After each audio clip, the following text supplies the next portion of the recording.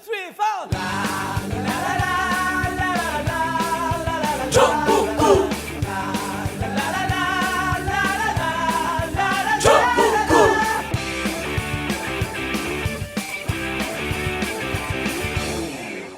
단 하나의 정통 정치 팟캐스트 정봉재 전국구 시작하겠습니다. 자, 오늘 원래 일정보다 하루 땡겨갖고 했는데 최강욱 변호사는 또 자기는 여기에 빠지는 줄 알고 오늘 빠졌어요. 그러면서 땜빵만 신났어. 신나게 뭘 신나. 4주 연속 땜빵. 자, 땜빵 전문 이지아 변호사 자리하셨습니다. 네, 안녕하세요. 이지아입니다. 예. 자, 그리고 오늘 청와대 문건 공개와 관련해서 더불어민주당 박주민 의원 자리하셨습니다. 예, 안녕하십니까. 박준입니다. 예, 요즘 후원금 잘 들어와요? 후원금 이제 다 들어와서 한도 차가지고요. 올해요? 예, 통장 막았습니다. 예. 올해 3억인데? 네, 3억인데 이제 작년 2월분 조금 있어가지고요. 예. 이번에 모은 건 한 2억 1천에서 2억 2천 정도. 오, 야, 그거 옛날엔 3억 차는 사람이 대여섯 명도 안 되는데 요즘은 많이 된다 그러더라고. 네, 요즘은 상대적으로 예. 많은 분들이 적극적으로 아니, 초선 하시더라고요. 의원 중에 가장 인기 있는 의원인데. 아니라니까 그런 얘기하면 혼나요. 그런 얘기 하지 마요. 왜 의원들은 다 서로 경쟁자이기 때문에 금방 아니, 질투해. 그럼 다른 일부러 사람들이. 하는 것이 아니라 객관적 평가니까. 그리고 이게 촛불 이후에 의원들 만났더니 촛불 이후에 좀 유명해진 의원들이 있잖아요. 네. 금방 찬다는 거야. 그전에는 촛불 이전에 우리 그 참여정부 시절 때도 좀 유명해져도 그렇게 후원금이 안 차요. 네. 그때는 꽉 차는 의원이 10명이 채 안 돼. 그 행복한 시절에 의원하고 있는 거 요즘 또 돈 쓸 데도 없잖아요. 김영란법 때문에. 요즘에 제가 뭐 돈을 막 주거나 뭐 이렇게 하는 건 절대 없죠, 당연히. 네. 근데 이제 정책개발비나 이런 것들 그런 좀 걸 더, 쓰라는 거예요. 네, 좀 더 많이 쓰려고 좀 생각하고 있습니다. 알겠습니다. 그리고 인턴 딱 제한되어 있잖아요. 그 일자리 많이 좀 만드세요. 지금 입법 보전 제가 4명 쓰고 있는데요. 예. 뭐 추세를 봐서 좀 필요하면 더 좀 같이 일할 분들 구하려고. 우리 국회의원 시절 때보다 지금 방이 3배가 넓어진 거거든요, 그게. 아, 그러니까 네. 우리가 한 8명 썼으니까 24명 쓰세요, 이제. 자, 그리고 전진한 알권리 연구소 소장님 자리하셨습니다. 네, 반갑습니다. 예. 전진환입니다. 무슨 또 감투도 쓰셨어요? 예, 이번에 뭐 청와대 정보공개 심의위원으로 위촉이 돼가지고요. 아하. 네, 언론에 보도가 많이 됐었습니다. 아, 네. 명예직. 네, 명예직입니다. 아, 거마비는 좀 받죠? 뭐 그것도 얼마 안 되는데 저희 와이프는 취직한 줄 알고 계속 꽃다발을 들고 준비하고 있었는데 예. 아니라고 제가 말씀을 드렸습니다. 아, 정규직도 아니고 비정규직도 아니, 아니고. 회의 가는 겁니다. 회의 수당 예. 나오는 겁니다. 예. 7,500 거기에 적용을 받네. 7,580원인가? 7,530원. 아, 그건 아니고요. 배수당이 회복됐죠. 김정수 박사도 좀 뭐 그 사이에 또 또 뭐 됐어요? 국정원 예. 개혁위원으로 위촉돼서 국정원 적폐청산 TF. TF 말고 그 위에 또 개혁위원회 위원으로 우리 전국구 이 복라인들이 꽤 출세가를 달리고 있어. 자문위원인데요. 거기도 뭐 상근직은 아니고요. 자문위원인데 일주일에 2번 회의를 하는데 예. 회의 수당이 짭짤해요. 그럼 내가 이제 코리아 연구원 후원 안 해도 돼요? 다달이고 100만 원 넘게 후원하느라고 아주 허리가 휘어. 자, 그리고 지난주에 제가 잠시 자리를 비운 사이에 아주 댓글이 난리가 났어요. 정봉주 없으니 전국구가 재밌어졌다. 일부가 의견이지. 일부인가 근데 제가 댓글을 보고 딱 2개는 답을 해야 되겠다. 예. 생각하고 있었던 게 뭐냐면 이제 안티가 있잖아요. 또 안티인 척하고 할고 막 또 이제 다른 사람들도 있고 실제 안티도 있고 제일 가슴에 오는 얘기 중에 하나가 뻑하면 감옥 얘기한다. 감옥? 예, 감옥 갔다 온 얘기예요. 그게 뭐 벼슬이냐. 근데 이거는 제가 해명을 해야 될 것 같아요. 왜 하냐, 감옥 얘기를. 감옥 얘기를 안 하면 누가 제일 행복할 것 같아요? 이명박? 이명박이에요. 근데 이게 사감이 아니고 일본이 우리 침략한 얘기를 안 하면 누가 제일 행복해 합니까? 일본이 행복해. 일본이 행복해 하죠. 네. 위안부 얘기 안 하면 일본 애들이 너무너무 좋아해. 그래서 우리가 억울하게 당한 역사. 이건 가해자가 반성할 때까지 계속 얘기를 해야 되는 거예요. 네. 내 얘기가 맞아 틀려요, 이제야. 맞습니다. 예. 의원님 그럴 뻔했어. 예. 근데 그 뭐 댓글이 좀 많아진 거는 예. 지금 우리 시작한 지 한 3, 4년 됐죠. 예. 처음으로 지자를 정봉주 하려고. 의원이 처음으로 그렇지. 방송을 안 한 첫 주. 맞아. 유일한 주였거든요. 아. 그렇기 때문에 뭐 그나마 뭐 우리가 뭐 특별하게 잘했다는 것보다는 예. 아 진짜 처음 없음에도 빠졌네. 불구하고 유지가 됐다 이런 선에서 이제 전에는 미리 녹음하고 가셨잖아요. 그렇죠. 그렇죠. 예. 네. 근데 이번에는 방송이 너무 많아갖고 미리 녹음 못하고 또 다른 방송도요 댓글 보니까 정봉주 없이 계속하자 뭐 이런 거. 원래 그 방송을 안 하려고 했었는데 이제 제가 뭐 이왕에 했었는데 아니, 난 일주일 저하고 빠지려고 최강욱 했어. 변호사하고 같이 하겠다 예. 이렇게 해서 진행한 거예요. 자진해서 손 들고 나왔어요. 옛날에 그 노무현 대통령 네. 최재경 이제 수사 그만하자. 그럴 때 이인규가 손 들고 나왔잖아요. 제가 마저 하겠습니다. 그리고 노무현 대통령 결국 죽음으로 몰아넣었잖아요. 그거 지금 영화 준비하고 있어요. 아. 가제 음모. 우리 이재화 변호사님 목소리도 이제 거의 이제 MC 목소리로 많이 변하셨더라고요. 아니, 그러니까 버벅대는 게 없어졌어요. 그러니까 사람들이 그 댓글이 그거 오르더라고. 원래 버벅거리는 줄 알았더니 정봉주가 너무 찐빠를 줘갖고 기가 죽어갖고 버벅거렸지. 원래는 버벅거리는 사람이 아니었더라. 자, 그리고 또 하나 댓글. 이간질 시켜요. 막 최강욱, 이재화, 정봉주 셋을 이간질 시켜. 근데 이제 최강욱이 어디 가서 그 얘기를 한번 했어요. 네. 죽었다 깨어나도 우린 갈라설 일이 없다. 어디 토크 콘서트 가갖고. 네. 근데 이제 저거기 한마디 더 붙여갖고 우리가 살아온 만큼 많이 살아왔고 남은 시간이 얼마 안 되잖아요. 헤어졌다가 다시 만나고 오해를 풀고 이럴 시간적 여유가 없어. 좋게 지난 시간도 부족해. 그럼요. 자, 알겠습니다. 이제 사설은 그만하고 그다음에 와이드몰 소개하고 들어가겠습니다. 자, 전국구 쇼핑몰 와이드몰 소식입니다. 와이드 WID 9.net 들어가면 와이드몰 있고요. 와이드몰에는 매주 압도적인 최저가 제품들이 입점되고 있습니다. 지난주에는 음식물 쓰레기 처리기 스마트카라가 입점됐고요. 또 스웨덴 명품 가방 툴레 백팩 이게 압도적 최저가로 입점되었습니다. 이번 주 들어오는 물건은요. 쇼앤 소파 고급 통가죽 소파 그리고 10년 무상 교환을 보장하는 톤트니 빨래 건조대 아주 좋은 물건들 많이 들어와요. 어떻게 이 변호사님 와이드몰에서는 어떻게 이런 최저가가 가능한지 잘 모르시죠? 그러니까 어떻게 그거 궁금하더라고. 뭐 검증한다고 그랬는데 예. 어떤 시스템으로 하는 건지 궁금하더라고. 이미 타 쇼핑몰을 운영했던 예. 한 5년쯤 운영했던 팀이 있습니다. 예. 어디 쇼핑몰인지 다 알거든요. 네. 우리 물건 이용하는 사람들 어디서 온 팀인지 다 알아. 네. 그분들이 저하고 손을 잡고 8명인데 네. 물건이 딱 들어오면 그 회사 찾아가고 직접 찾아가요? 직접 찾아가요. 그다음 물건 써보고 그다음 동영상으로 뚝쭉 촬영하고 그럼 몇 개월을 검증을 해요. 네. 그래서 검증이 딱 끝나면 이제 입점을 시키는데 네. 왜 이렇게 싼 줄 아세요? 왜? 좀 여기만 단독으로 보장을 해요. 독점. 독점. 다른 데 물건 안 넣고 네. 우리도 들어오면 예를 들어 소파가 들어왔다. 네. 그럼 다른 소파는 우리는 안 받습니다. 네. 여기만 소파를 들여오게 해요. 예. 그래서 6개월 동안 독점 판매로 보장을 해줘. 그럼 이분들이 매출이 오를 거 아니에요. 네. 그럼 안정적으로 팔려 물건이. 그러면 굳이 여기서 수익을 높이 매길 필요가 없어. 그러니까 안정적 수익을 6개월 정도 보장을 해주니까 자기들도 가격을 낮추는 거죠. 마케팅 비용 이런 게 들어갈 게 없거든. 전체 수입은 보장되는 거니까. 그렇죠. 한 번 들어오면 그래서 검증 절차 까다롭고 한 번 들어오면 아주 좋은 물건이고 들어오면 한 6개월 정도 안정적으로 판매할 수 있으니까 비싸게 받을 이유가 없는 거예요. 그러니까 그게 고스란히 소비자한테 돌아가는 거죠. 그래서 와이드몰을 이용하면 이용할수록 생산자가 좋아져요. 판매자도 좋아지고 판매자는 우리 아니에요?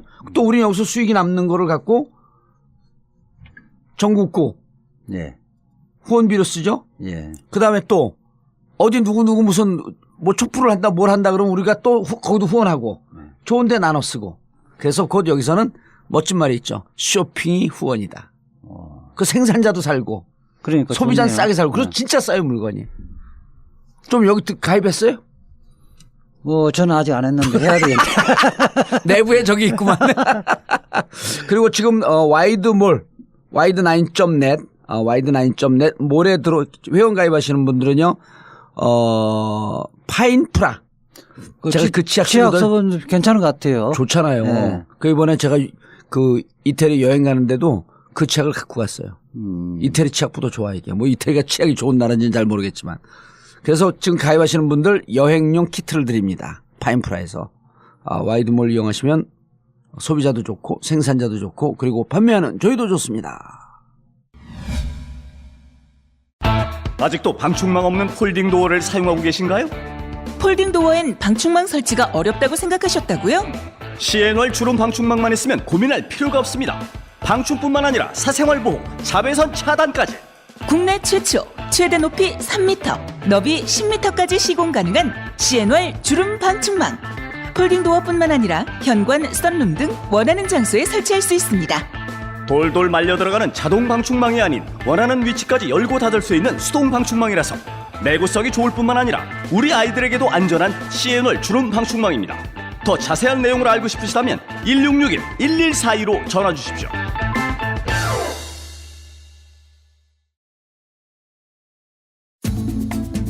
책으로 만나는 정봉주의 전국구. 끝까지 물어주마. 지금 인터넷 서점에서 주문하세요. 정권 교체하고 오래오래 행복하게 살려면 건강도 지켜야죠. 봉도사의 몸짱 프로젝트 제1탄 골방 몸짱, 제2탄 나만 따라해. 여러분의 일상을 행복하게 만들어드립니다. 책으로 만나는 전국구. 끝까지 물어주마. 몸짱 프로젝트 골방 몸짱 그리고 나만 따라해. 인터넷 서점에서 구입하세요.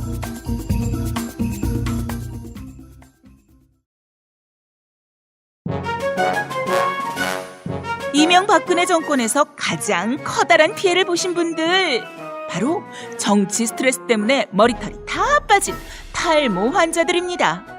이제 정권 교체도 됐고 외모가 복지라는 청와대 꽃미남 비서진들처럼 나도 머리털도 다시 나고 외모도 가꿔보자.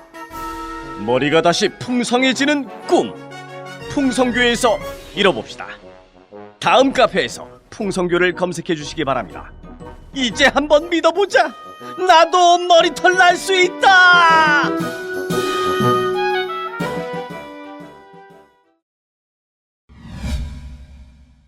이 변호사님, 네. 오늘 청와대 문건 공개와 관련해서 개요.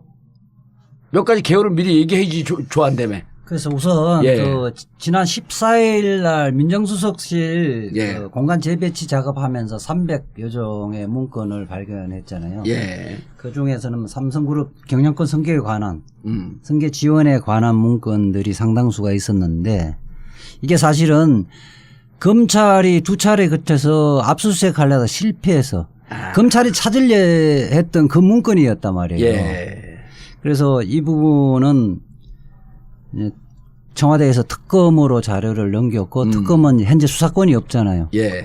특검법에서 기한이 종료됐기 때문에 특검이 지금 검찰에 이 부분을 자료를 넘겼는데, 검찰은 서울중앙검찰청 형사 일부에 배당을 해서 신속하게 보강 수사를 했죠. 보강 수사를 해서 이 작성자가 그때 우병우 민정비서관 시절에 예. 2명의 행정관이 우병우의 지시로 작성을 한 문건이라는 것이 맞다. 그러니까 문건의 진정 성립을 인정을 하고, 그래서 검찰은, 특검은 이 부분을 이제 받아서 재판부에 예. 그 추려서 16건의 문건을 추리고 행정관의 진술 조서를 합해서 이재용 재판에 증거 자료를 제출해 놓은 상태죠. 예. 지난 금요일 날 예. 재판에서 제출했는데, 증거로 채택을 하려면 변호인들의 의견을 들어야 되거든요. 예. 변호인 의견은 지금 이제 바로 봐서 증거에 대한 의견을 이야기하기 곤란하다. 다음 기일에 이야기를 하겠다. 다음 기일이 이제 27일 예. 재판에서 동의 부동의를 이제 의견을 개진할 거예요. 아마 부동의할 것으로 보이는데, 예. 부동의하면 그 행정관을 증인으로 신청을 해서 자기가 작성한 문건이 맞다고 이야기를 하면 증거 능력이 인정되지는 거예요. 증거로 쓸 수 있는 거예요. 증거로 쓸 수 있고. 근데 증거로서의 가치가 얼마나 있는가는 재판부가 판단할 예. 것인데, 그 문제는 조금 이따가 이야기를 예, 하겠습니다. 알겠습니다. 전 소장님. 네. 이 문건 갖고 이제 이른바 우리 청취자분들, 시민들이 오해가 많아요. 네. 그리고 보수 언론에서 대통령 기록물을 막 그렇게 공개해도 되냐 하면서 비판하는데 그 논리가 맞는 건지, 아니면 그냥 물타기 하는 건지 지정 기록물에 대해서 몇 번 우리가 얘기를 해도 사람들이 잘 정리가 안 되거든요. 네.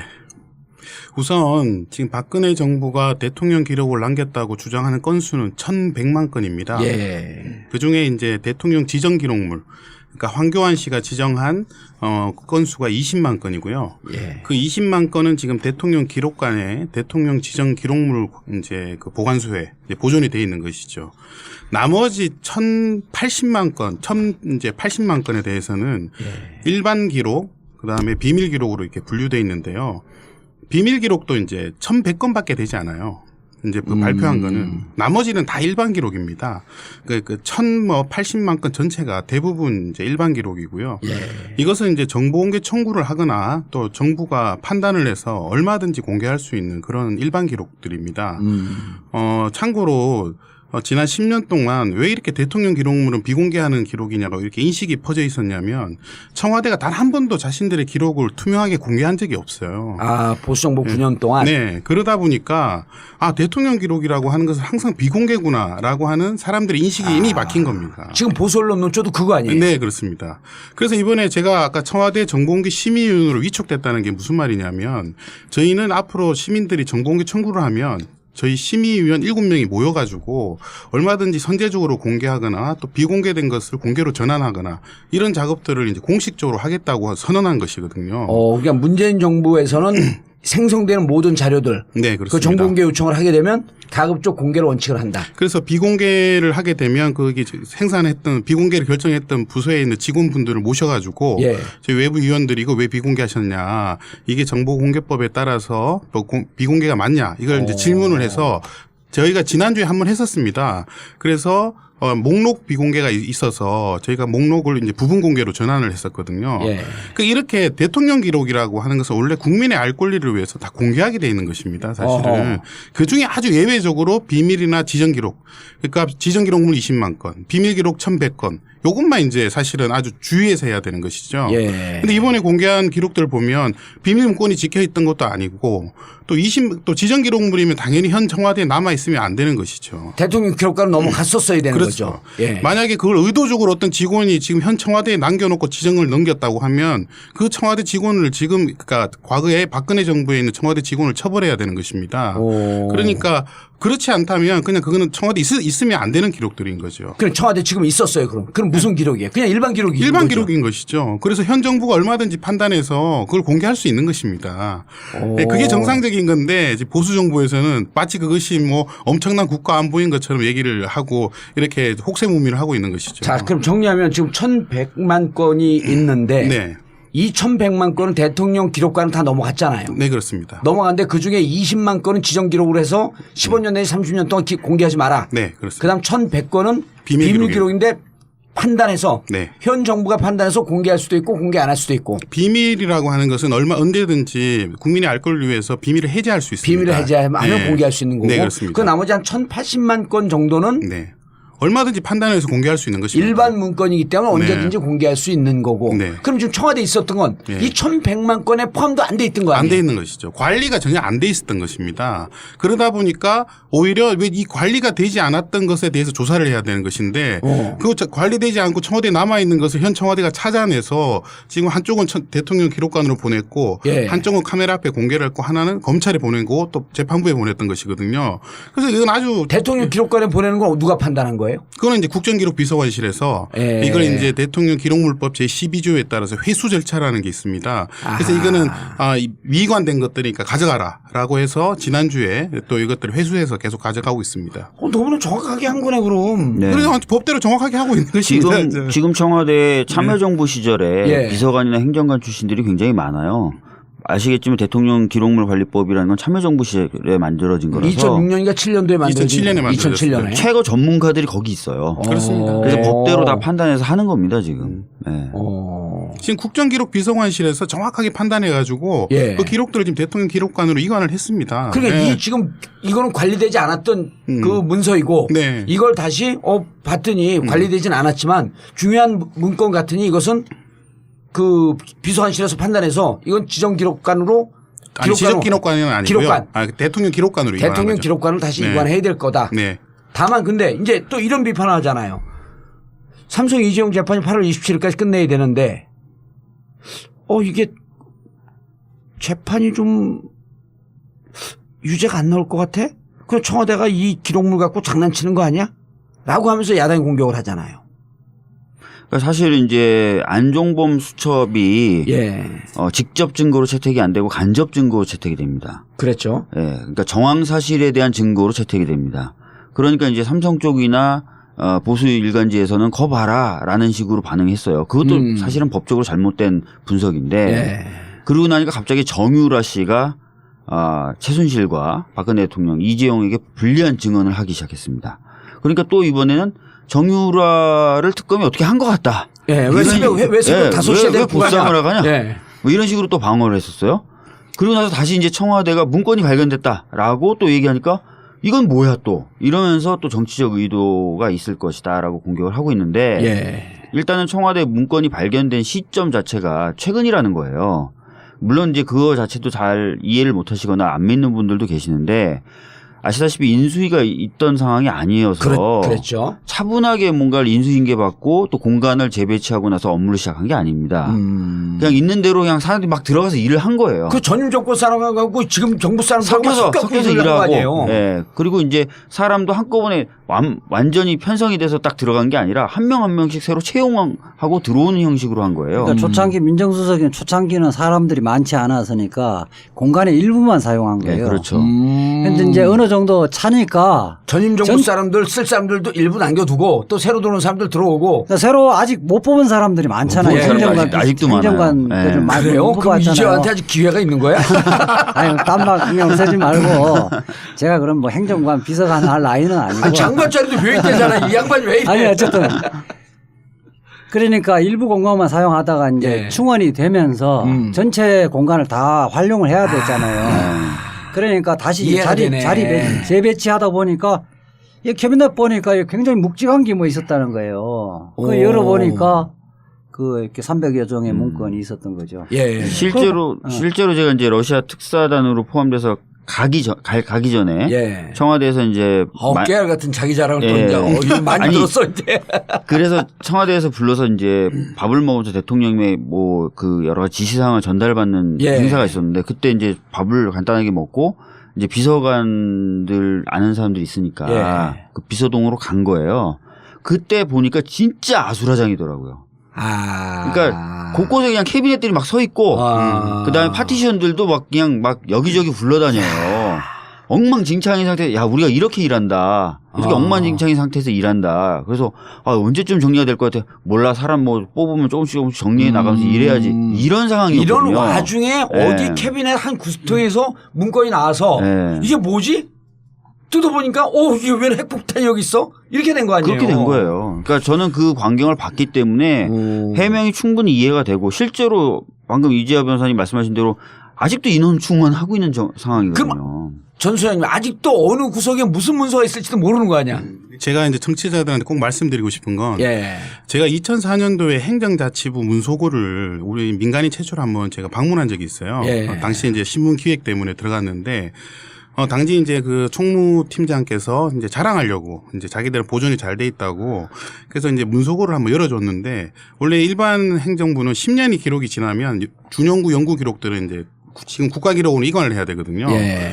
근데 당시 제가 문서고를 열고 깜짝 놀랐던 게 6.25 때 있던 문서들이 거기에 아직도 남아있던 거예요.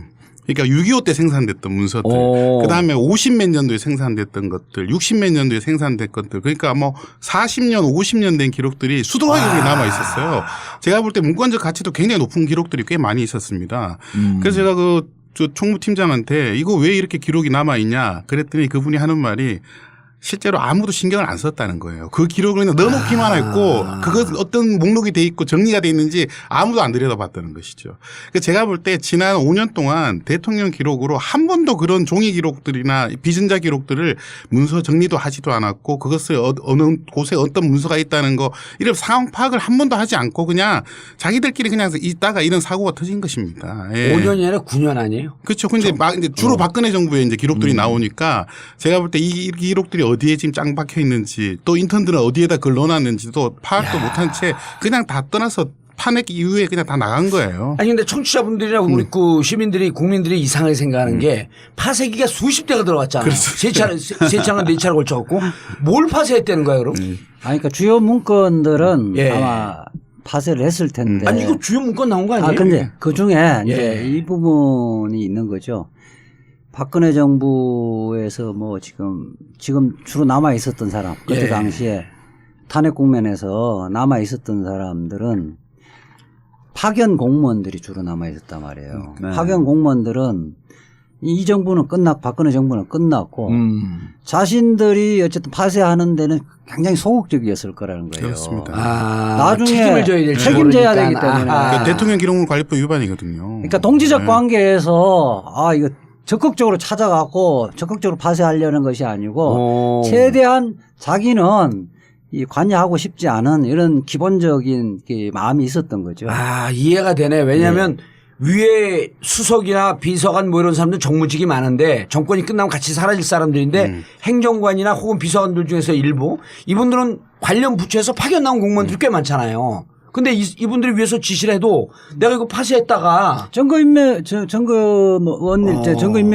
공범이 될 가능성이 상당히 높죠. 그러면 이게 손을 안 대고 있었다라고 하는 거는 이 문서의 중요성을 누군가가 알고 그냥 놔둔 거 아니에요? 그럴 수도 있습니다. 근데 제가 볼 때는 그 정도의 판단도 하지 않고 그냥 아무도 책임지지 않고 그냥 이렇게 무책임한 그냥 그 아주 진공상태였던 것 같아요. 그냥 그 자체로. 그들의 개판이 오늘의 역사를 만들었네. 그렇습니다. 그러니까 제가 저번에도 이게 전국구에 나와서 제가 예.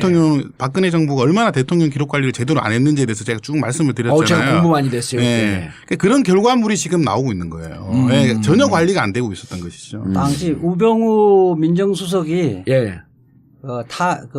파면될 때 박근혜가 파면될 때까지 그 자리에 있었으면 일일이 지시하고 다 확인해서 파쇄를 시켰을 텐데 우병우는 나갔잖아요. 그렇죠. 언제 나갔죠, 우병우가? 그것도 10월 언제쯤 나갔죠? 네. 네, 그래요. 그렇죠. 조대환이 들어왔었는데 조대환은 이 문제를 잘 모르고 있을 거예요. 예. 민정수석실이 실질적으로 전체적으로 밑그림을 그려서 작업을 했을 것이라는 걸 몰랐기 때문에 그 부분을 의도적으로 혹시 그런 문건이 있는지 한번 찾아봐라.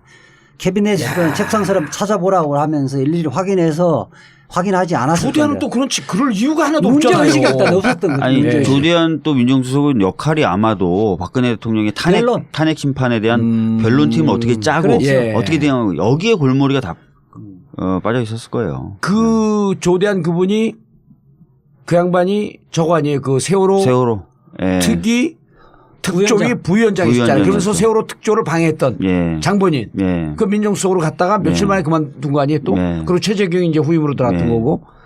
자 그런데 그러면은 촛불 시민들이 막 문제 제기하면서 우병우 저거 문제 있는 인간이다 빨리 파면시켜야 된다라고 하는 우리의 주장이 결과적으로 맞았던 거네. 그렇죠. 엄청난 결과를 가져온 거예요 그게. 그러니까 제가 항상 이야기를 하잖아요. 진실은 그 어딘가에 숨어 있다는 이야기를 맨날 하잖아요. 이게 진실은 기록 어딘가에 숨어 있다. 기록 어디뿐만 아니라 어딘가에 또 숨어 있는 거예요. 이게 자신들이 막 그러니까 그 검찰에 압수수색 거부하고 이랬다 하더라도 자기들이 미처 예상하지 못한 곳에 짱박혀 있었던 거예요. 그 기록을 완벽하게 파괴하려면요 대통령 기록 관리를 정확하게 해야 돼요. 그걸 미리 정확하게 해놔야지. 그건 해놓지 않으면 진짜 역설적이다. 이 기록이 어디에 있는지 파악이 안 되는 겁니다. 리스트가 네. 쫙 있었고 그럼요. 컴퓨터로 보면서 네. 자 이거 없애 이게 목록이 나와야 되는데 그냥 통으로 다 없애요. 그러니까 애들이 바빠 죽겠는데 힘들어 죽겠는데 이거 어떻게 다 없애요. 그리고 여기저기다가 찍기도 하고 파쇄하기도 하고 짱박아두기도 하고 관리가 안 됐기 때문에 오늘날 그 중요한 문서 하나. 가장 놀랬던 사람은 네. 박근혜가 아니라 이재용 측의 변호인. 이재용 측 변호인은 이 변호사들은 뭐냐 하면 검찰이 제출한 증거를 갖고 복사해서 보잖아요. 예. 요 정도 지금 보고 있을 거 아니야. 이미 많이 파악돼. 이 정도의 증거 갖고는 우리가 무죄를 허점들이 많다. 어떤 좀 허점이 있다. 무죄를 만들어낼 수 있겠다고 해서 설득을 해서 무죄 전략으로 간 거 아니에요. 예. 이게 나올 걸 상상을 못했던 거지. 그러니까 지금까지 나왔던 증거는 그냥 안종범 정도만 얘기해가지고 이렇게 살짝 뭐 이렇게 국민연금이나 이런 쪽에 얘기를 했을 것이다 정도였는데 그냥 민정수석실에서 회의를 했다는 거 아니에요. 이거는 뭐 그냥 빼도 박도 못하는 자, 거죠. 그래서 이번에 네. 나온 게 개요만 나왔지만 두 변호사분들이 계시니까 예. 이 정도 개요는 어떤 내용을 예. 메꿔주고 그 실제 재판에 이재용 재판에 어떤 영향을 미칠 것인가. 예. 이게 국민들이 제일 궁금한 사항이에요. 그렇죠. 이 문건이 예. 그 개요만 봐도 내용이 쫙 보여? 어떻게? 그럼요. 지금 어. 현재 특검이 제출한 증거에서는 네. 전체적인 로드맵 자체가 없어요. 이 박근혜가 삼성을 어떻게 설득을 해서 자기들이 돈을 빼먹을 것인가, 그거를 어떻게 치밀하게 준비해 왔는 과정이 없어요. 예. 지금 나온 거는 안종범이 대통령 독대하면서 기재한 메모, 그다음에 박근혜가 지금 이재용을 3분 만났던 과정, 예. 뭐 이런 단편적인 그 증거 자료만 퍼즐들만 있거든요. 있었던 거야, 퍼즐. 그 네. 부분을 갖고 이제 합리적으로 설명을 하려면 약간의 상상과 추론이 아하. 필요한 거거든요. 그 부분에 대한 실마리가 풀려진 거죠. 그러니까 전체적인 이재용을 처음에 이재용이 언제부터 경영권 승계를 꿈꿔왔던가. 그것은 이건희 회장이 갑자기 쓰러지면서 시작된 거잖아요. 예. 이때의 문건은 그때부터 이 문건이 내용이 나오는 거예요. 그러니까 이재용의 시점이 신근gen서 개혁이 2014년 5월경일 거예요. 심근경색에서 쓰러진 게 왜냐면 세월호 직후였었거든. 그러니까 이 예. 메모 작성 시점이 2014년 8월경 정도 된단 말이에요. 시기적으로는 좀 얼추 맞네. 그러니까 이때부터 이제 이재용 회장이 다시 돌아오기는 힘들다고 판단을 하고 이건희 회장이 예. 그래 이재용이 경영권 승계를 마무리를 앞으로 해야겠다. 어떤 절차를 거쳐서 경영권을 승계할 것인가 예. 이 구상을 하고 있을 때라는 거예요. 그렇죠. 예. 그렇고 또 하나는 처음에 이제 박근혜 대통령 이재용 만난 시점은 처음 만난 게 2014년 9월이란 말이에요. 9월에 대구에서. 예. 예, 대구에서. 예. 9월이란 말이에요. 예. 그 전에 이미 이 말하자면 치밀하게 준비를 하는 거죠. 그 문서예요. 삼성이 9월에 이재용 회장을 대구에서 만나기 전에 예. 8월서부터 삼성의 승계를 도와주고 그 대가로 어느 정도 무슨 돈을 받고 K재단, 미르스포츠재단, 비덱스포츠 이런 등등에 대한 전체 마스터 플랜이 그렇죠. 입안되는 그 시점. 그게 또 그 김영한 민정수석의 그 비망록 예. 다이리에서도 이 내용이 나왔거든요. 나왔죠. 본인은 뭐 사망했기 때문에 못 듣는단 말이에요. 그거 부분을 종합하면 예. 박근혜가 민정수석실을 중심으로 해서 이 말하자면 모의를 했다는 예. 거예요. 모의한 과정. 삼성에서 이제 4가지 정도가 필요했었는데 경영권 선거를 하려면 우선 삼성물산하고 이재용 지분이 적으니까 삼성물산하고 제일모직 합병해서 지분을 넓히고 그렇게 되지면 뭐 신규 순환 출자 고리를 해소해야 할 문제인데 그 문제는 어떻게 해소를 할 것인가. 그다음에 뭐 금융 뭐 중간 지주 회사가 또 설립을 해야 되는데 그 문제는 현행법이 어떤 거고 그 부분을 어떻게 완화시켜야 될 예. 것인지 그다음에 지금 준비하고 삼성 바이오로직스 상장 문제 뭐 이 부분을 어떻게 처리할 것인지 이런 현안들이 4-5가지 있었는데 그 문제에 대해서 정부가 해줄 수 있는 것은 뭐고 삼성이 원하는 것은 무엇이다는 거를 다 조사를 해서 이 부분을 여러 차례 논의하는 거예요. 민정수석실, 예. 민정실에서요. 지금 현재까지 그 행정관의 진술 내용은 예. 한 차례 작성된 게 아니라는 거예요. 아하.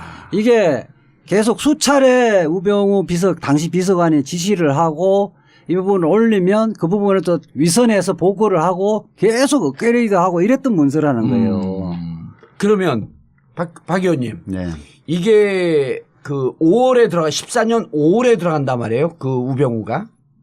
그리고 그때는 김영한 민정수석이 있었을 때예요. 네. 그럼 8월에 작성될 때 이미 김영한 민정수석은 제껴진 거예요? 아니면 그때 같이 관여를 했던 거야?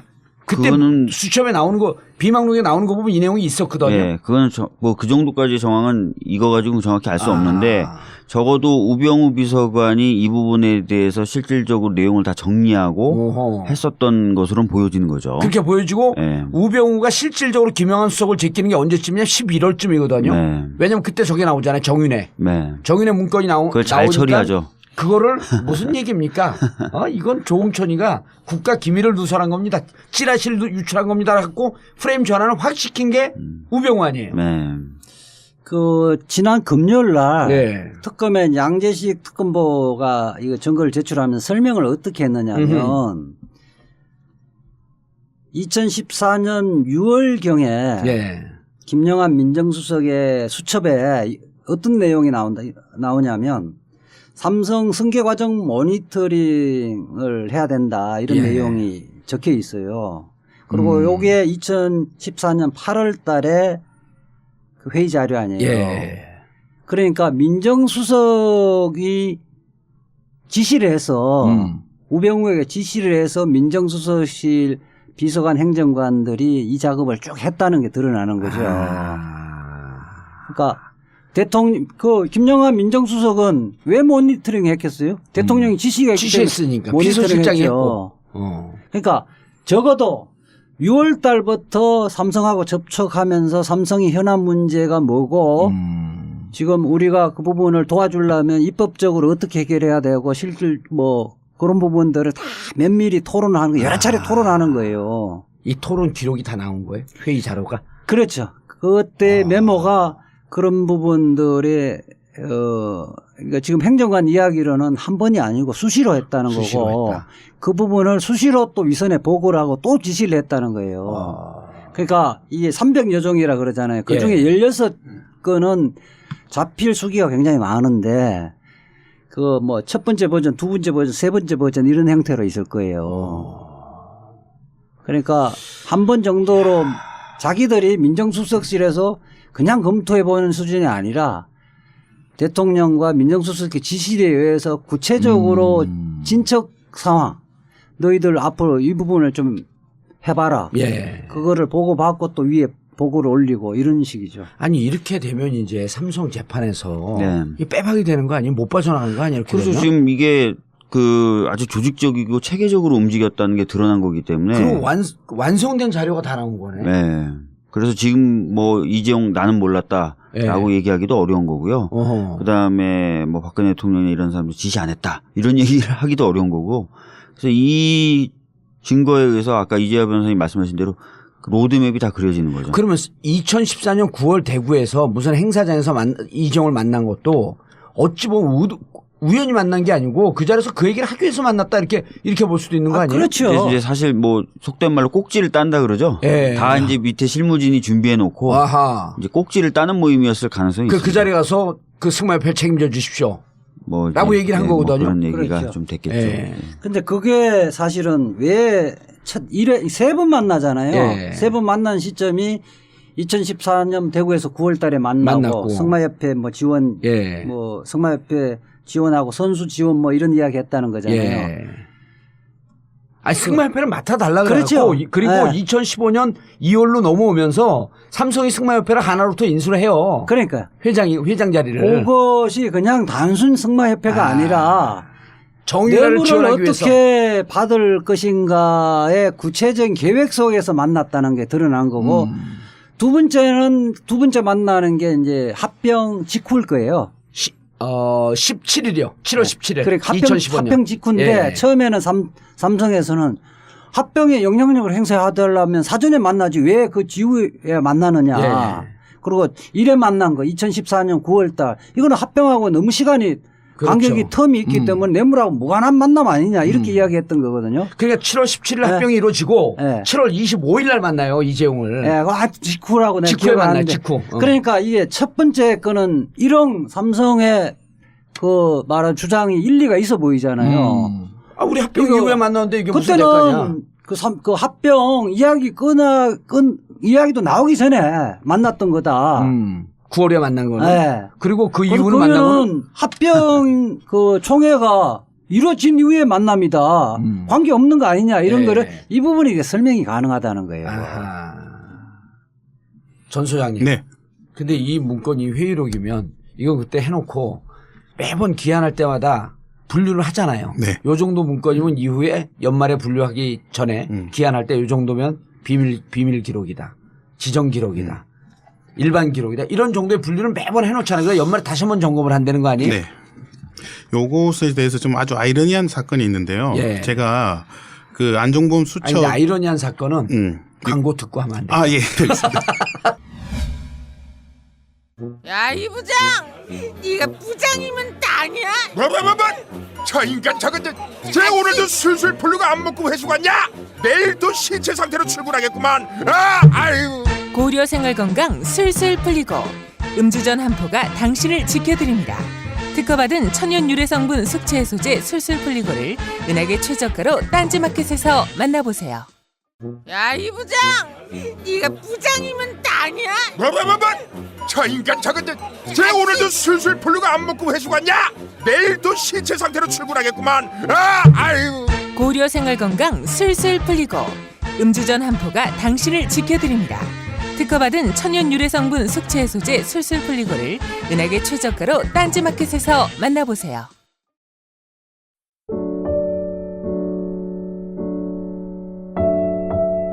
정권 교체 이후 세월호에 대한 관심이 무척 높아졌습니다. 진상규명, 안전사회 건설을 위한 발걸음이 한결 가볍고 빨라졌습니다. 세월호 가족들의 기대가 점차 높아지고 있고 우리 사회도 이제 세월호 희생자들에 대한 부채를 갚아야겠습니다. 지금까지 가족들의 손을 잡아준 분들 고맙습니다. 여러분의 도움으로 함께 살아왔습니다. 마지막까지 세월호 가족들의 손을 잡아주세요. 인터넷 검색창에 세월호 가족지킴이를 검색하세요. 여러분 한 분 한 분의 고마운 관심과 후원을 기다리고 있습니다. 세월호 가족지킴이.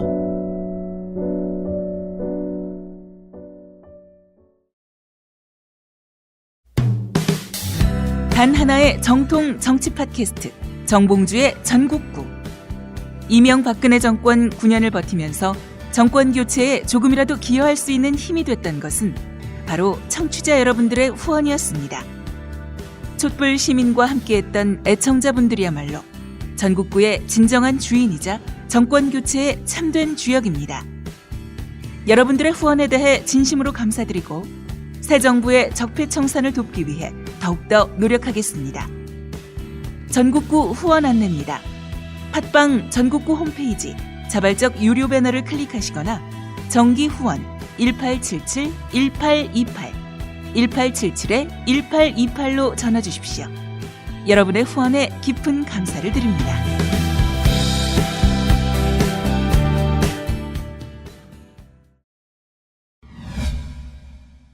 자, 아이러니한 사건. 예. 이제 저희가 김영함 이제 수첩, 안종범 수첩 이런 기록들을 예. 저희가 대통령 기록관에 대통령 기록으로 지정을 해라. 이게 원래 이런 기록들은 사실 대통령 기록으로 취급을 하지 않았거든요. 그래서 제가 국가기록원장을 직접 만나가지고 손으로 쓴 것들 있잖아요. 수기들. 예. 요번에 다 국정농단으로 드러나고 있는 지금 공개되고 있는 그런 기록들이죠. 예. 근데 그런 기록들을 대통령 기록으로 이관을 받아오고 당신들이 조사를 해라고 이제 저희가 몇 번 요구를 했었어요. 그래서 이제 저번에 말씀드렸죠. 레코드 프리징을 해가지고 직접 청와대를 방문해서 그런 기록들이 얼마나 있는지. 근데 국가기록원장은 뭐라고 그랬냐면 저희한테 그렇게 손으로 쓴 그런 수첩 기록들은 대통령 기록으로 자기들은 보지 않는다. 이관 대상으로 보지 않는다. 이렇게 저한테 이제 얘기를 했어요. 예. 근데 이제 그 문건을 공개하고 나니까 갑자기 보수 언론에서 그게 대통령 기록이라고 막 이제 또 주장을 하시는 손으로 거예요. 쓴 게. 예. 그래서 너무 이제 그게 이제 그거는 이제 사본이고 손으로 쓴 건 이때까지 국가기록으로 대통령 기록을 인정한 적이 없거든요. 예. 근데 이제 공개를 하다 보니까 이게 대통령 지정 기록이고 공개하면 안 되는 기록이라고 이렇게 이제 막 이제 우기고 있는 것이죠. 현재까지는 그런 기록들은 이제 사실 증거 기록으로만 지금 채택될 뿐이지 대통령 기록으로는 지금 취급되지 않고 있고요. 현재는 안 하고 네, 있다. 안 하고 근데 이제 있습니다. 우리 전 소장님은 네. 그런 기록조차도 지정 기록이나 비밀 기록이나 이런 거로 분류를 해놔야 된다. 해놔야 된다고 했지만 이제 국가기록원이나 대통령 한 번도 그런 적이 기록에서 없다. 한 번도 그런 적이 없다. 그래서 제가 볼 때는 오히려 그것이 대통령 기록이 아니라고 생각해서 마구잡이로 그렇게 막 복사도 하고 만들어 놓은 것을 방치한 것이 아닌가 하는 생각이 좀 듭니다. 자기들이 수기로 써놨으니까. 네, 회의록을. 수기로. 그게 뭐 설마 또 이 기록들이 끝까지 나만 치웠으면 다 끝나는 거 아니냐. 누군가 치웠겠지 이런 생각을 했던 것 같아요. 방심했네. 방심했던 것 같다는 생각이 많이 듭니다. 근데 이번에 수기로 된 기록들이 많이 나오는 거예요. 그렇죠. 요 중에 이제 이재용 변호인 중에 가장 아픈 부분은 박근혜의 뇌물의 고의를 입증할 결정적인 증거라고 특검이 제출한 게 뭐냐면 대통령 말씀 자료예요. 그렇죠.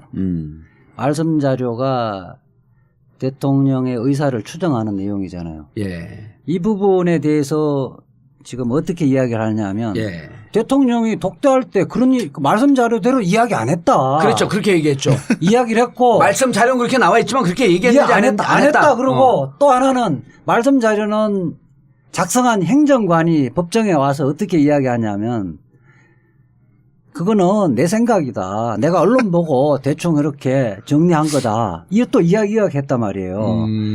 그러니까 다른 증거가 없으면 그렇게 판단해버릴 가능성이 상당히 높고 아마 이재용 쪽 변호인은 그렇게 판단할 거라고 예상을 하고 있었거든요. 그걸 반대되는 정언이 없잖아요. 박근혜도 지금 침묵하고 있고.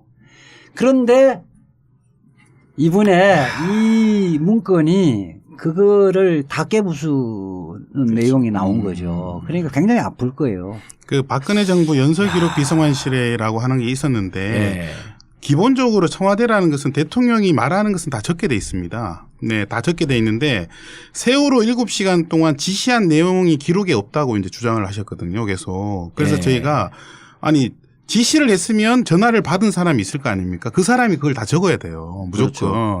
근데 지시한 내용이 없다. 이 말은 지시한 내용이 없다는 얘기예요. 그러니까 지시 안 했다는 거예요. 아시다시피 그 사회복지수석하고 통한 건 기록이 있다는 거예요. 뭐라고 그렇죠. 네. 통했는지. 12시 30분인가 17분쯤 했던 거. 근데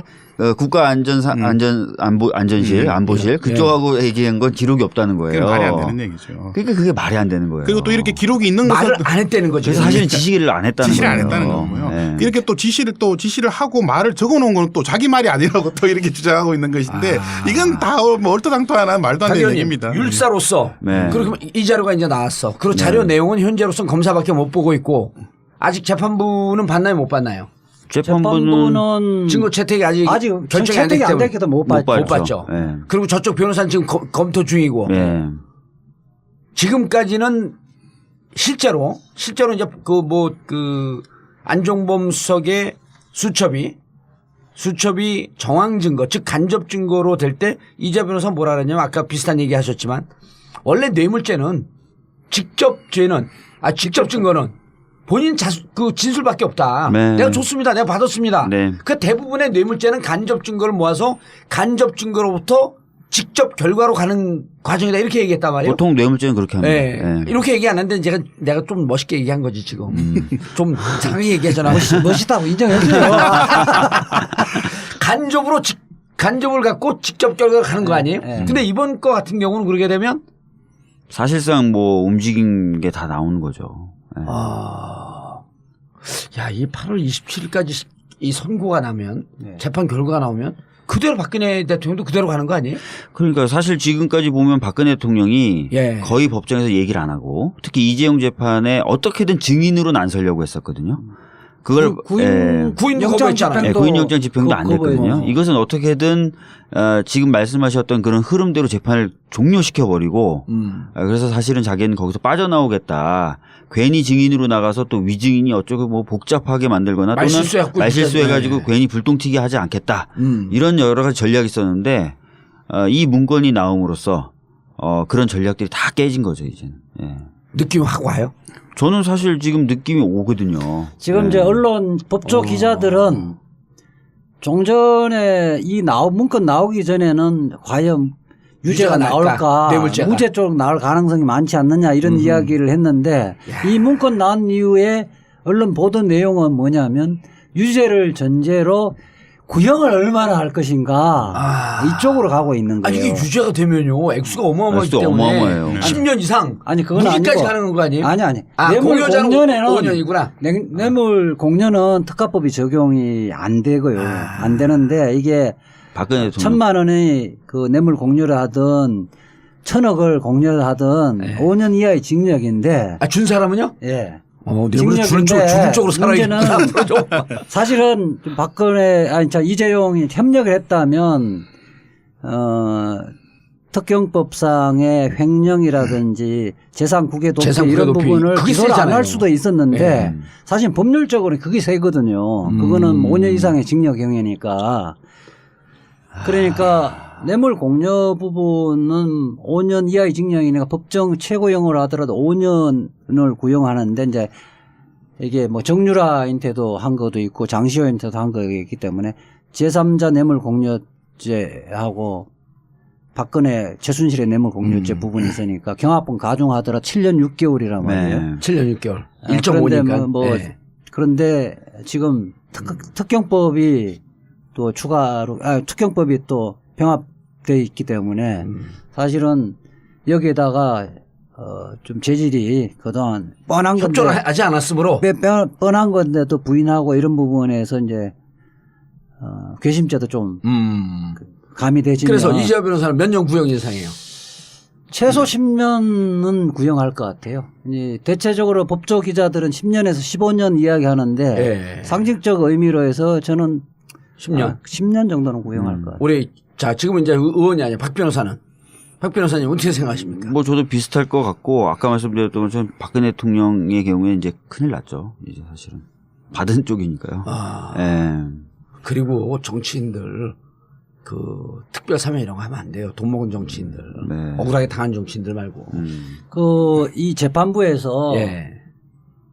이재용의 지금 구속 기간 내에 선고를 하려는 의미는 법률적인 건 아닌데 심증은 굳혔다. 유죄 선고를 하겠다는 입장이에요.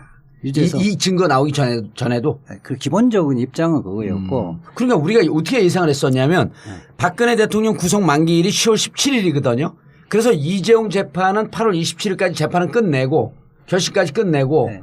최종 구형 결심이 구형 나오잖아요. 선고는 10월 17일에 박근혜 대통령 전 대통령 있는 날에 같이 임박해서 할 것이다. 서로 영향을 안 받기 그렇게 위해서. 모순된 그렇게 판결을 안 하려면 그렇게 해야죠. 그렇죠. 그렇게 예상을 했었는데 근데 8월 27일까지 다 하겠다 그랬어요. 예. 그거는 유죄를 그러니까 만약에 무죄 판결을 한다면 네. 박근혜 재판 하나만 하거든요. 그렇죠. 그렇게 할 필요 없는 거고. 그러니까 박근혜 재판의 중간 판결을 미리 중간 판결을 미리 하겠다는 유죄였다. 취지. 예. 근데 이게 나왔으니 이제 유죄 형량이 또 올라갔다.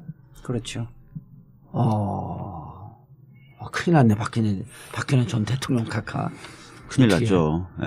자, 근데 우리가 여기서 큰일 났다고 그분을 위로하거나 걱정할 수가 없어요. 왜냐하면 마지막 퍼즐이 남아 있잖아요. 네.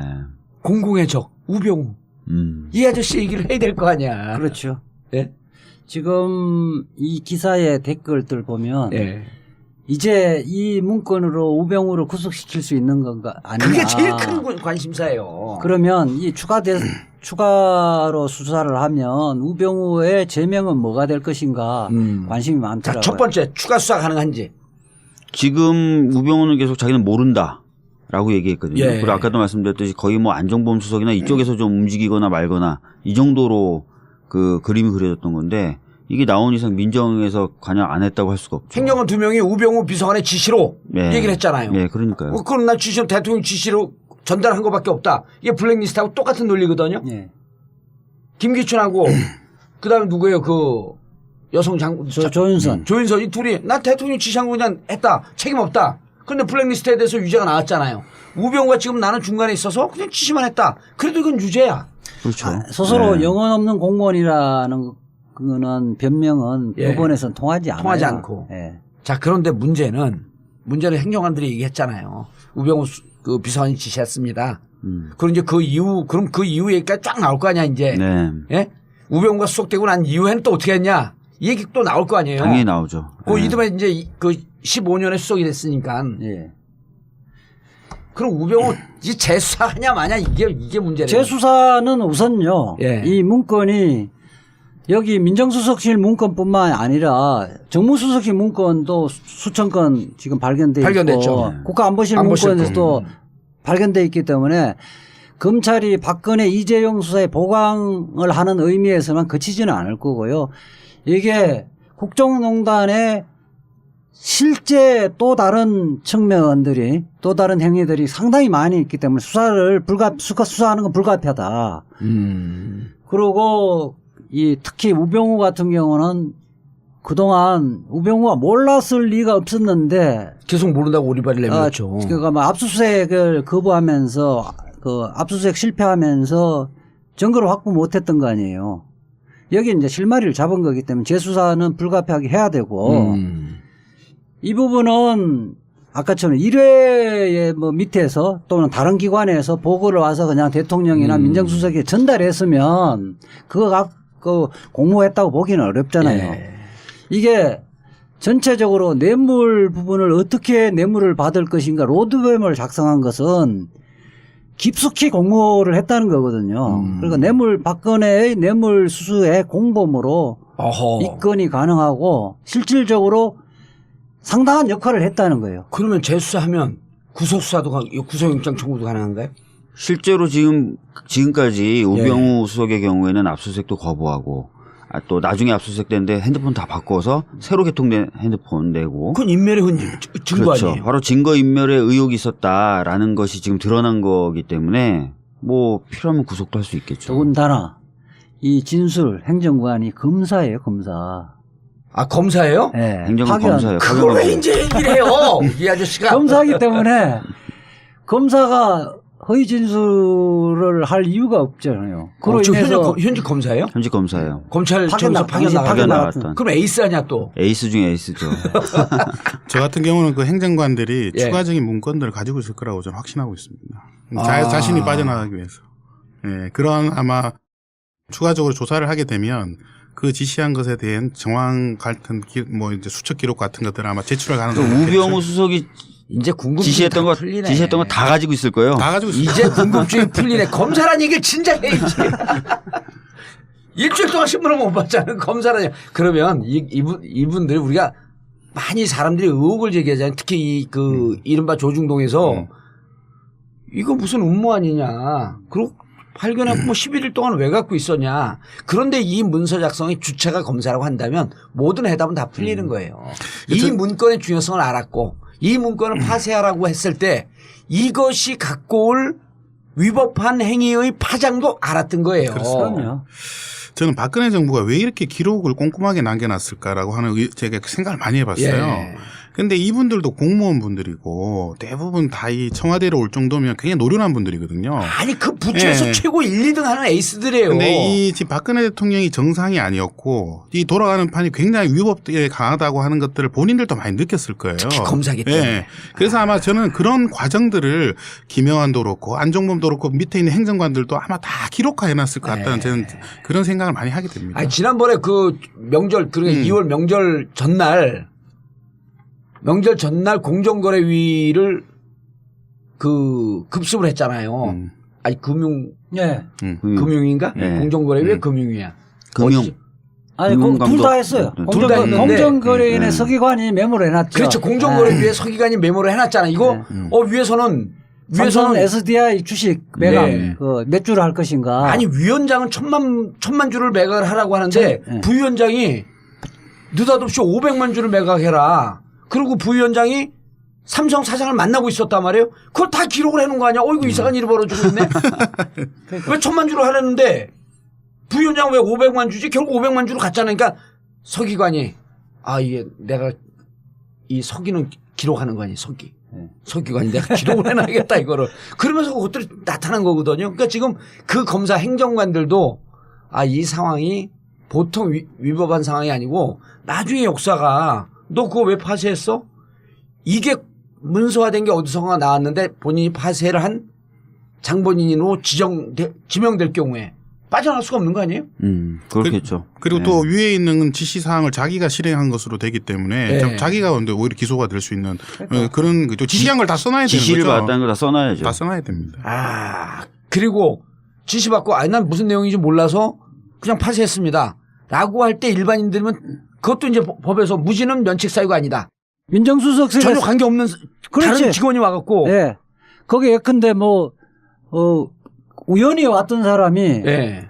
저거 필요 없습니다. 갖고 가세요. 이렇게 해서 갖고 갔다면 고의가 없는 거거든요. 그렇죠. 그건 면책이 되지만 예. 이건 검사야. 예. 지시해. 그러면 이걸 파쇄하라고 지시했습니다. 그런데 부당한 지시인 것 같아갖고 내가 이게 파쇄를 할 수가 없습니다. 라고 하는 기록도 있지 않을까? 범죄의 증거로 범죄의 증거인데 그 부분을 자기 스스로가 이거 인멸을 하는 거에 가담을 한다.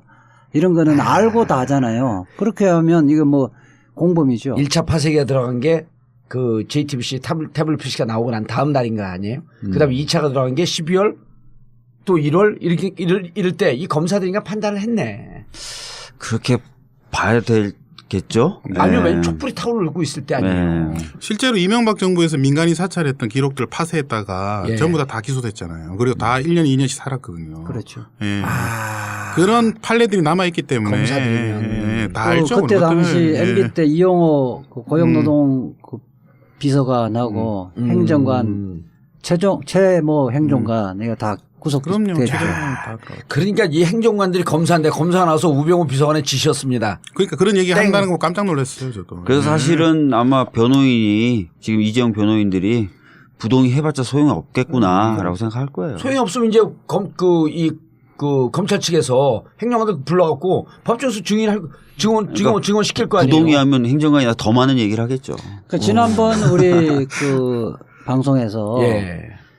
여기 그 문서에 언제 누가 작성했는가는 검사가 부르면 하루면 된다. 그렇게 이야기했거든요. 누가 그걸 거짓말 하겠어요. 아니 일단 현직 그 공무원들이에요. 예. 현직 공무원들은 나오라고 하면 바로 나와요. 예. 아니, 그리고 역사는 지금은 어찌 보면 박근혜 정부 시절에 가서 일을 했지만 어찌 보면 박근혜 정부의 진실을 캐내는 중요한 단서를 제공한 역사에 충실이 되는 거 아니에요. 그러니까 지금 뭐 항상 그랬잖아. 우리 그 방송할 때 예. 우리가 볼 때는 우병우 라인의 검사인데 스스로는 우병우 라인이 아니라고 이야기를 하고 있잖아요. 다. 아니, 근데 이분 행정관들도 우병우 라인이었기 때문에 데리고 간 건데 그때 그렇게 또 주로 쓴 건데. 아니 근데 사실은 지금 뭐 행정관 정도면은 앞길이 창창하거든요. 앞길이 창창한데 자기 스스로 이제 전 정권을 위해서 앞길을 닫으려고 하진 않겠죠. 그렇죠. 예. 아니, 행정관으로 가면 연조가 한 10년 차 이 정도 조금 넘고 그러지 않나요? 10년 차, 12년 차, 15년 차 뭐 그 정도 되겠죠. 예. 그럼 부장검사도 한번 해야지. 네. 검사형도 한번 해야지. 왜 그래? 이 양반들아. 야, 솔솔솔 얘기한 내용이 우리가 아는 것보다 훨씬 더 많았겠는데요. 아, 그렇죠. 지금 아마 그러면 우병우는 결론 재수사. 바로 저는 뭐 재수사 될 거라고 보고 이재용 재판에서는 뭐 이제 행정관이라든가 관련자들 아주 자세하게 진술서를 확보를 하기는 어려울 거예요. 근데 이제 재수사가 되면 시간적 여유가 있는 거 아니에요. 그렇게 되지면 첫 번째 문서는 언제 어느 날 누가 어떤 말을 했고 지시를 했고 이런 것들이 다 이제 확보가 된 다음에 우병우를 부를 거고요. 자, 그럼 단계적으로 되지면 보면, 저는 우병우의 다시 영장 친다고 봐요. 자, 그럼 단계적으로 보면 이렇게 되겠네요. 지금 이 자료를 들여다보고 있으면서 자, 8월 27일까지 어쨌든 이재용 재판을 끝내. 1심은 끝나요. 그리고 동시에 우병우 관련된 자료를 검토하다가 바로 뒤에 이어서 우병우에 대한 재수사. 즉 그리고 구속 기소. 구속수사. 구속영장 청구. 그리고 그것이 진행이 되면서 10월 17일까지 박근혜 재판 끝. 그다음 우병우 재판이 또 뇌물죄로 다시 추가되는 거죠. 추가될 가능성이 높아졌다. 좀 10년 묵은 체중이 좀 내려가는 것 같아. 이탈리아에서 먹은 피자가 좀 내려가는 것 같아. 이제. 지금 뭐 동시다발적으로 여러 개를 보고 있잖아요. 예. 아시다시피 이제 카이 관련돼서도 예, 그 당시 카이. 수사가 미진했던 이유 중에 하나로 우병우 전 민정수석이 지금 지목되고 있고. 예, 그거 관여하고 있다. 예, 뭐 문고리 3인방 중에 하나도 그쪽에 관련돼 있다. 뭐 이러면서 지금 전방위적으로 지금 한번 보고 있는 거예요. 광산 비리까지 다 그러니까 포함해가지고. 이건 적폐청산이 아니라 그냥 범법자 처벌. 네, 그렇게 봐야죠. 저는 개인적으로 이번에 그 우병우 씨 그 세월호 추사 방해한 부분 있잖아요. 예. 그것도 관련해서 이번에 대통령 지정 기록물을 국회에서 한번 예. 3분의 2 동의를 받아서 한번 열어봤으면 좋겠다는 생각이 드는데 저는 굉장히 의심하고 있는 게 그 기록 안에 아무것도 없지 않을까 이런 의심을 계속 하고 있거든요. 세월호 지난번부터 계속 그 얘기했죠. 네.